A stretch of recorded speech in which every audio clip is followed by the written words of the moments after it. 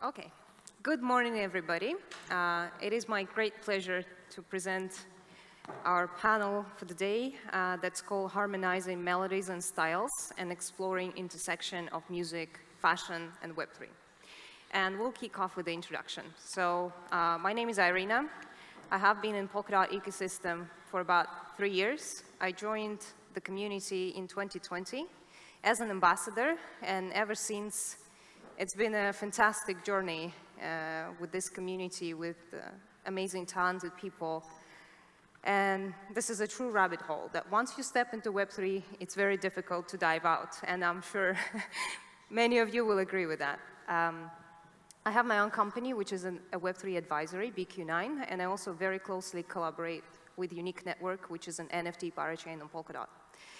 And today with me on this panel, I have Alberto Viera, who is Developer Relations Manager at Moonbeam, Polkadot parachain, Sergio Mottola, President of Public Pressure, and Stefan King, Managing Director of Public Pressure. Alberto, I'll start with you. Could you please introduce yourself, Moonbeam, what do you do, and also how did you come into Web3 and Polkadot, very briefly? Thanks for the intro, Irina. So as she said, I'm Alberto. I'm originally from Venezuela. I actually joined the Web3 space kind of like in 2013, like running Bitcoin nodes in my laptop for fun, not as an investment or anything. But I've always been super interested about technology and what actually Web3 unlocks, right? After some time in my life, I actually joined, started working full-time Web3 in 2020. I joined the Moonbeam project very early on, and if you don't know about Moonbeam, we are a parachain. A parachain means a blockchain that is part of the Polkadot ecosystem, and so the idea of Polkadot is you have many blockchains that provide something for the ecosystem as a whole, and we provide sort of like a smart contract platform where you can build applications and things for end users. Thank you, Alberto. Sergio, what about yourself? How did you discover Polkadot and Web3, and what does Public Pressure do? Good morning, everyone. My name is Sergio. Can you hear me fine? Yeah. So I got in crypto, I think, quite early, like back in 2014, 15. The driver is always what's going on, what's new. I've been in innovation for over 20 years, so it's always about searching what's new and understanding and what is the impact. Really got to understand the potential of disruption when I had the honor to work for a small country government, small country sitting in the middle of Italy, and I actually work on the regulatory aspect. So I really looked at blockchain and digital assets, asking me myself what it is, what's an NFT, what's an utility token, what is a security token, how it differs from shares. So I spent almost 3 years, and that's where I clicked and understood the potential. And when I said myself, this stuff is going to be here and it's going to stay here for a long time because it's game-changing for a lot of aspects. Public Pressure came into the picture in 2020. I think we are one of those projects that were born in COVID. It was initially founded by Alfredo Violante, which is one of the founders as a music magazine. So I've been in music since, 30 years, and he founded the brand. Public Pressure, the name says everything. It was about streaming came into the picture, artists lost the product, so how do we help them out? So I work with a lot of emerging, a lot of independent, trying to figure out how you navigate a complex industry. And at some point we clicked all together with Giulia Maresca and Francesca Versace, who have more of a fashion background, in understanding how we could use Web3 to actually solve that problem. So effectively, we say that we are a music company, which is leveraging technology to somehow redesign the underlying economics, products, and relationship in any industry. Fantastic, and this is where we're going to dive in today. How does technology help to transform businesses, and what is the value that technology adds to businesses? And Stefan, how did you get to Web3 and music industry? I'm the new boy in the team, really. I joined Public Pressure 2 months ago after a long career in the music industry, from starting off as a tour manager, then becoming a manager, then owning record labels, publishing companies, and then I spent 10 years at Believe Digital running their international expansion and their UK company, trying to get people to understand what the positives of streaming. And then I had some time being a consultant, and then Sergio called me, and we got talking about the space, and it seemed to me a really exciting period for Web3, and very similar to the expansion of digital distribution, which was when I joined Believe in 2009, 2010. It was quite exciting. We were having conversations with people that didn't believe in streaming. It seems quite funny now, but I had conversations with very large independents who told me that digital, streaming and digital was a passing fad. And I'm now having conversations with music companies who think that Web3 potentially could be a passing fad, or they don't understand it, or they don't understand the possibilities. Indeed, I cannot agree more that this is the most exciting time for music and fashion industry and Web3, because just in the past couple of months in Polkadot ecosystem, we had two big announcements. Luxury brand Dundas collaborated with Unique Network to create proof of attendance for their Paris Fashion Week, as well as use POAPs and NFTs as a community building tool to create this experience for the guests of the week and for the customers. And Public Pressure came with the brand Diesel to do an NFT drop. And you have maybe seen a recent announcement by Louis Vuitton and Farfetch and all the big brands who have made a revolution in Web2 together with many fashion brands about 10 years ago. Luxury companies used to have that very in-person experience. And just like today, we were discussing music companies, right? You buy a CD and you own it, you have it, you don't really listen for it online. The same was with fashion. You go to the store, you have an experience of buying a luxury item, and it had to be lived in person. But around 2010, that was disrupted by e-commerce, and brands decided to go and sell online.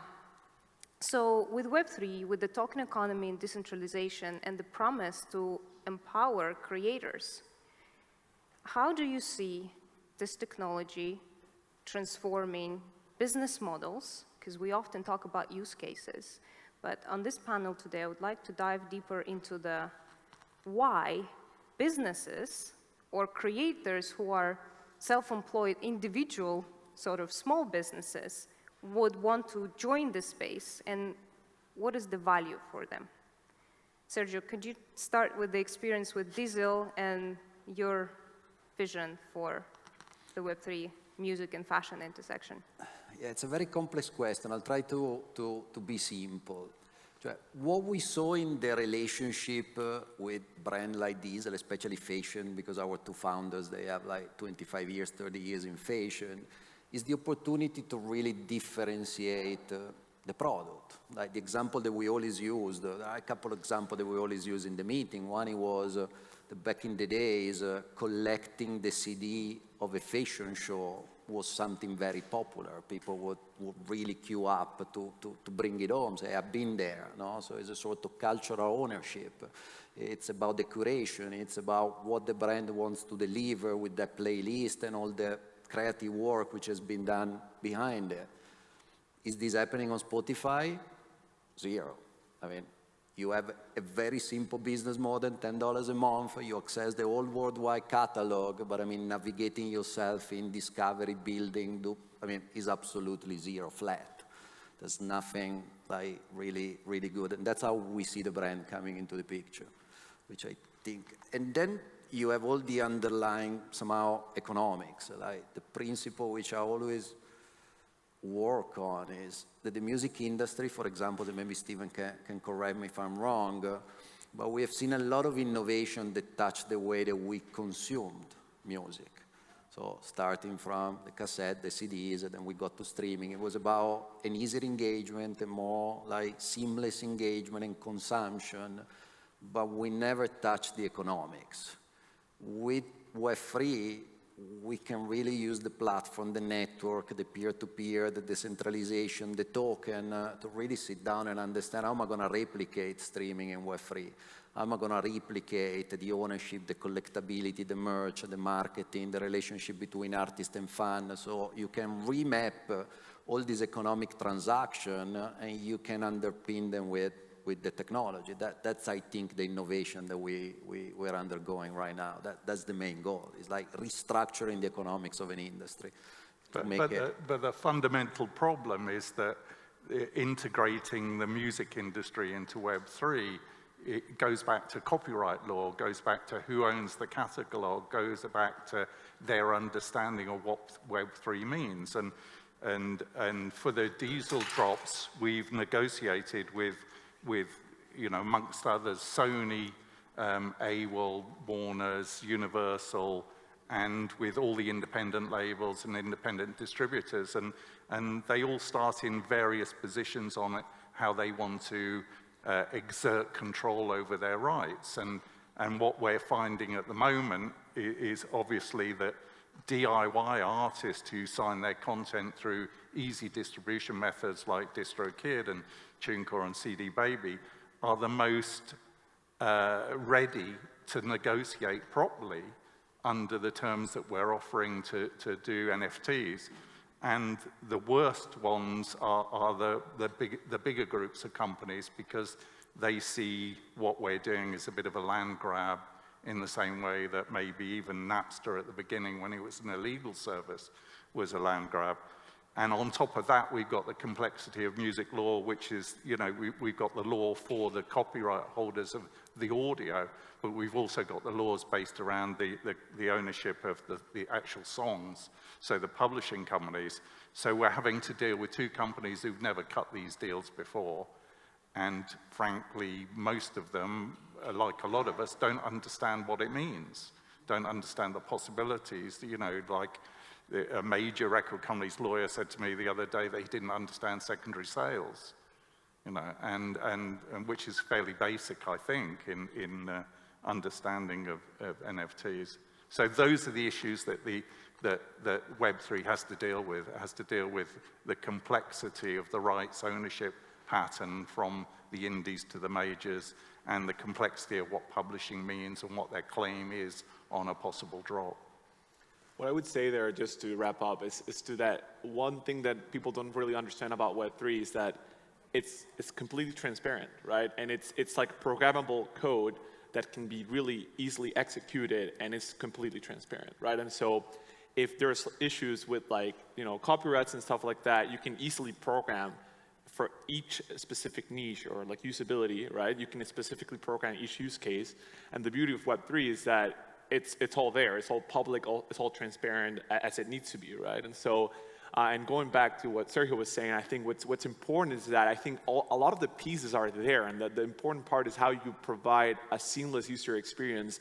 That it was how basically Spotify came to be, right? They just, you know, people were thinking that he was, like, what Spotify was doing was crazy, but they just provided a great user experience for like a flat rate, and people didn't really care about copyright, like users didn't really care about copyrights. They just wanted a good user experience, something that brought value to their lives. And I think, you know, Sergio's example of what Web3 can achieve with what he was mentioning with Diesel is bringing something extra to the user that is Spotify is not doing. But part of our job is explaining that to music companies. What extra can we bring? Because they think we're just doing a land grab. What are the fundamentals of Web3 that might help them? Now, the people that are getting that are DIY artists who are doing it all themselves anyway. They don't have marketing budgets. They don't have a vision for how the market might change, but they want in, and they want in really quickly. And it's just quite an interesting dynamic. And fundamentally, the issues are commercial negotiations. Not really, it's backed up by right structure, but it's commercial negotiation. How much can I get for?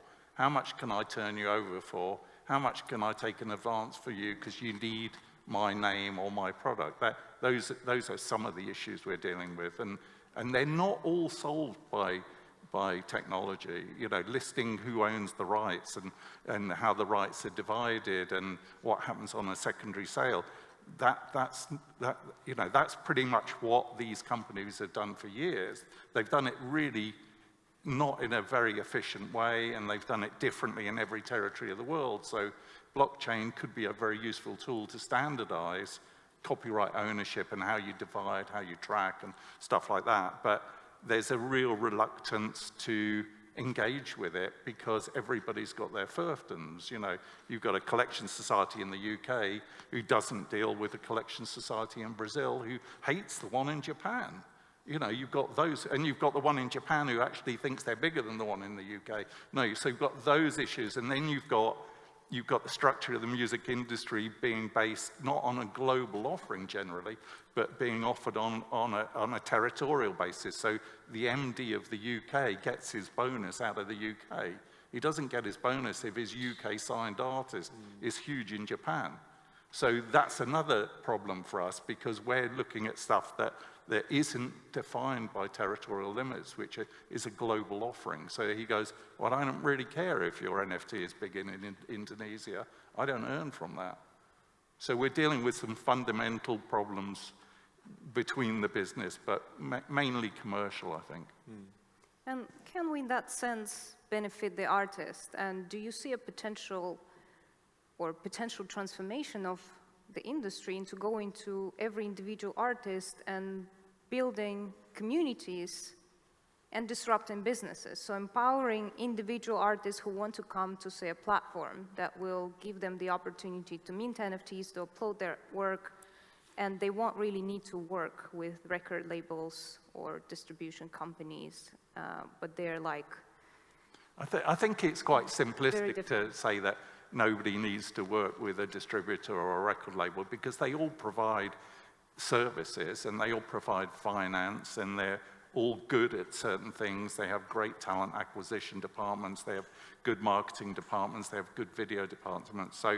So we've got to accept that that part of the business which dominates streaming, I mean 70% of streaming is major labels, 30% is independents. The independents have grown by 10% in the past 5 years and are going to continue to grow as DIY services become more effective. Who we're attracting at the moment is the independent artist, but we want to provide a service to everyone else because there are key elements of what we do that could benefit the artists, but the artists are tied into contracts with the majors that are long-term contracts and contracts about the division of assets. I mean, the funny thing about everybody slagging off streaming and saying the artists don't earn any money, the record companies earn loads of money, and generally they pay the artists really badly. So it's actually not that streaming doesn't pay, it's that the record companies keep the bulk of the profit from streaming and pay the artists a very small amount. So if you sign direct to Spotify via TuneCore, you get 100% of the money you generate. And lots of big artists have done that. Chance the Rapper, being one, was generating millions a year through TuneCore with no intermediaries there.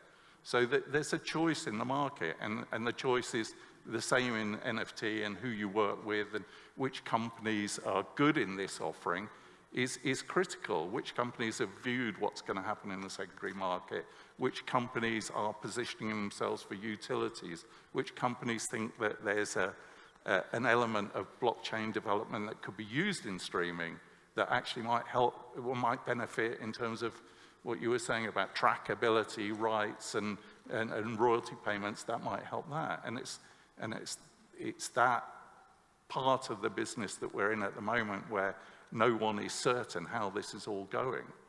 You know, we can look at all the companies that were on before us and say, well, we'd like to use them to do that, and them to do that, and them to do that. No one seems to have an answer how we deal with the complexities of the legal status of copyright. Yeah, because at the end of the day, I mean, this value proposition of the artist get back in power, I mean, is all true, but the artist maybe is in power in the example that Stephen had just made, so it doesn't really need Web3 to really get back into power. It's more, that's where the economic, I think, argument comes into the picture, because you are basically redesigning the supply chain.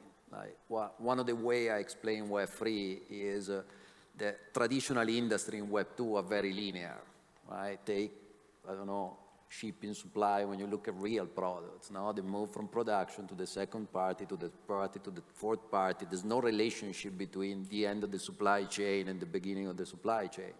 Even recycling, no? The guy that produced the bottle in China cannot reward the guy in US that is going to buy it and is going to recycle it. In blockchain, suddenly, it can happen because they sit in an ecosystem. So the supply chain is completely different, as dynamic, which are not dependent on where you sit. And that's where you can start really working with these guys. Maybe the artist, instead of staying at the beginning of the supply chain because he's the guy producing the music, and then at some point it goes either to a distributor or either to a label, and at the end of the day he doesn't know that you're going to listen to his music. Maybe it's the guy that sits in front and all the other guy sits in the back providing services, but that relationship has been redesigned. That's, I think, really what we're doing. We're like putting all these people on a table or in a room, yeah, and tell them that now they have new rules and new tools, and they can actually play a different game. And then we interact with them to understand how this different game really is going to work. And in Diesel, that's what we somehow have done.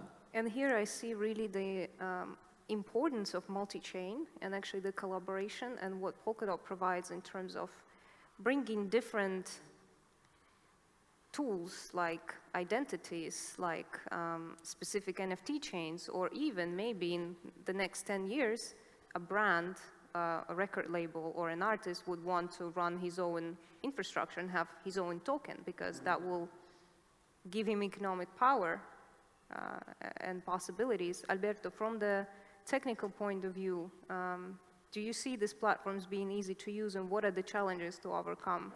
And what are the types of platforms that you see potentially can be introduced to the industry? Yeah, definitely. So just to finish Sergio's point there, I think what really Web3 brings into the table is this traceability, right? I mean, what he was mentioning is that from the first, supply chain, the first provider really lose everything. Every time there's a middleman, there's information that is lost, basically, right? And then when you end at the end of the supply chain, there's he has no information or clue about what happened at the early stage. In blockchain, the beauty of it is that he was mentioning that everyone is a single room, and that room is the blockchain, right?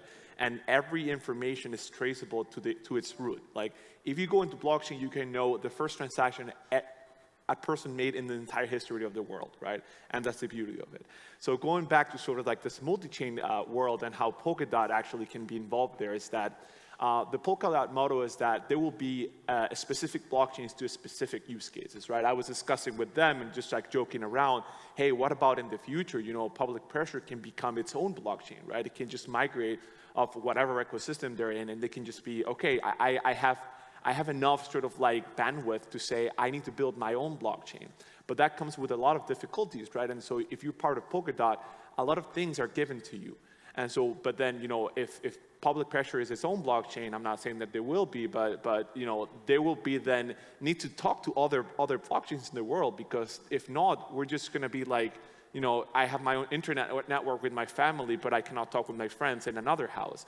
And so that is where true interoperability, it's important. And that's why Polkadot has, the technology that Polkadot's built on top of, it's really key to unlock a lot of ecosystems of blockchains that work together for the greater good.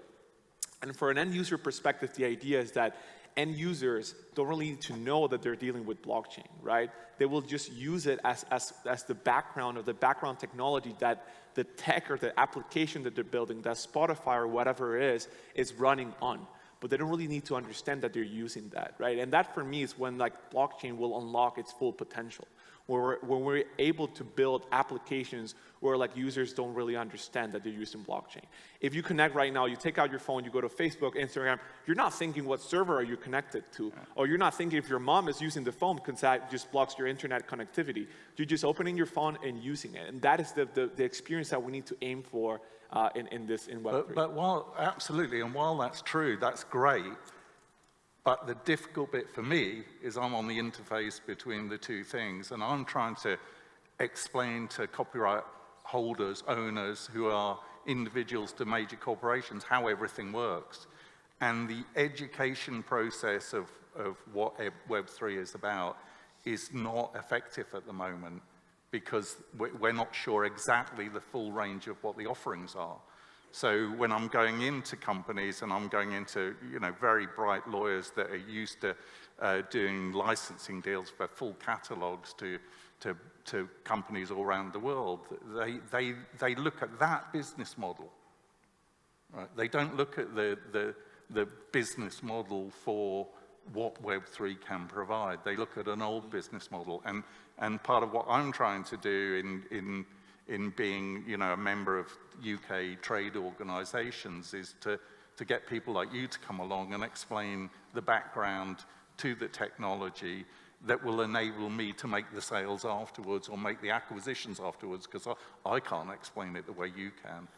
But it's a really, even like the BPI, the organization for all the record companies in the UK, which represents the indies to the majors, even they, as soon as I joined Public Pressure, 2 days in, they called me and said, come in and present to us. I was like 2 days in, I went, I know nothing. I know nothing. But I need Sergio to come, and I need you to come, and I need, lots of other people to come in. But the fact that they, as a trade organization, engaged with, I was a member of their board years ago, so they know me, but the fact that they engaged with me so promptly shows the opportunities there, but the education level is, and the music companies' understanding of the possibilities aren't, and maybe the products aren't even there yet. But that's I think one of the reasons why, sorry, I just come in a second, when talk about blockchain and Public Pressure, I already said no way. Like, I'm not gonna derail the work we're doing now in understanding how to bridge between the technology provider and the industry, because that's where we see it. We were born as a decentralized application, and our job is basically to take technology problems and architecture out of the way and understanding how we can get people to adopt it. That's what we wonder on a daily basis, because there should be no need to sit down in an industry environment and explain the benefits of decentralization, how blockchain works, the transaction, the validation. Who cares? Who knows in the room how electricity works?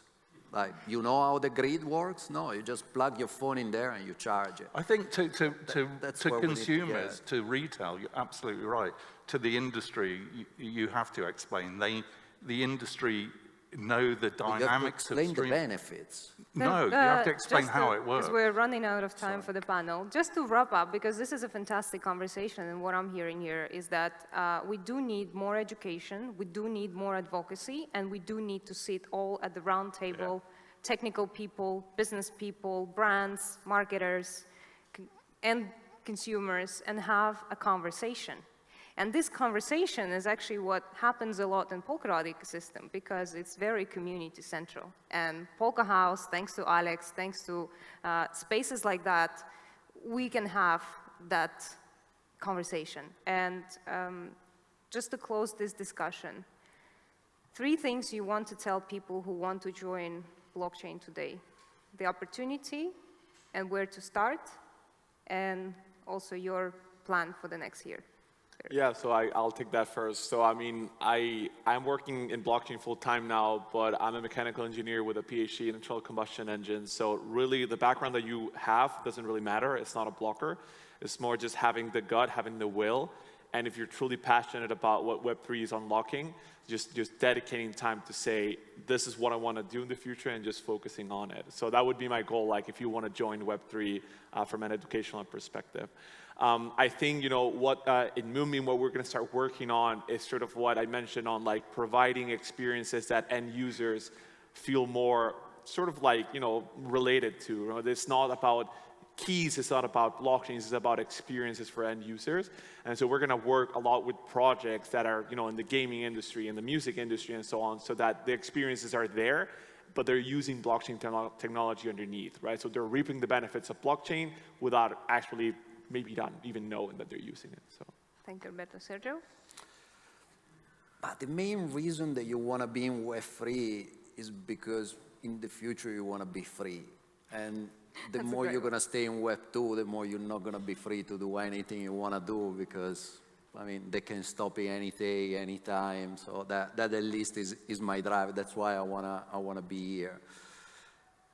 It's going to be exciting, because, again, we're going to redesign a lot of human and economical interaction, and it has to be a fun process where, like what we show today, you sit down with different minds, different approaches, and you really whiteboard all this new, exciting interaction that you can design. What is next for us is cracking those conversations. So I don't know if it's going to take 1 month, 2 years, like 10, but we need to crack the conversation with the industry and on board. A lot of independent. I think our goal is going to be really work with emerging independent, have all of them sitting at the table and discuss how we're going to make them good. I think for me it's really about education of what Web3 is and what the possibilities are, and selling that in a coherent, transparent way to all the rights holders, from the individual artists to the major record companies. That's what I'd like to achieve, and I think, it is achievable. I think it'll take, us proving it, and I think we are proving it. If you look at our drops, the way we're integrating music in fashion into our drops, and the publicity we're getting, the sales we're getting, our last drop sold out in 24 hours, 1,300 units, which is pretty fantastic at $40 a head from, Diesel and an unknown music artist who just earned quite a lot of money from that they wouldn't have earned that year. So we've proved that there's an economic uplift for the artists. We've proved to the brand that we can do an effective job.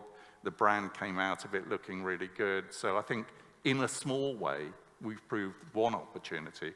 What we need to do is look at what the other opportunities all based around that one are, and see how we interact with the rights holders to make it work. Thank you very much for this discussion, and great people build great projects, and the opportunities are infinite, like the polka dots in the ecosystem.